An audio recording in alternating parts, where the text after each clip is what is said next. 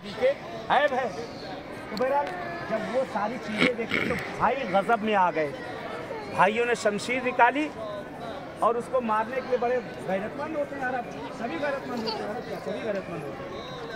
बाप भी उसको मारने के लिए तैयार कि तूने मेरी नाक कटा दी है, क्या तूने कर दिया। भाई कहते हैं कि तूने यह क्या किया, मुझे कहीं दिखाने के काबिल। लड़की कहती है अपने भाई की बात से मैं बेगुनाह हूँ, मुझे कुछ नहीं मालूम। काफी ये क्या है, क्या मुझे कुछ नहीं पता, वल्लाह मैं कसम खा के कहती मुझे कुछ नहीं मालूम ये क्या है, मैं नहीं जानती। सवाल लगाना, ये लोग इसे कत्ल करने को तैयार है। लड़की कहती है हम मरने के लिए तैयार हैं, कोई बात नहीं बाबा, मुझे मौला के पास ले चलो, मौला जो फैसला कर दे। मौला अगर कहे संसार करो, मुझे संसार कर दे। मौला कहे कि मुझे पहाड़ से फेंका जाए, मैं तैयार हूँ।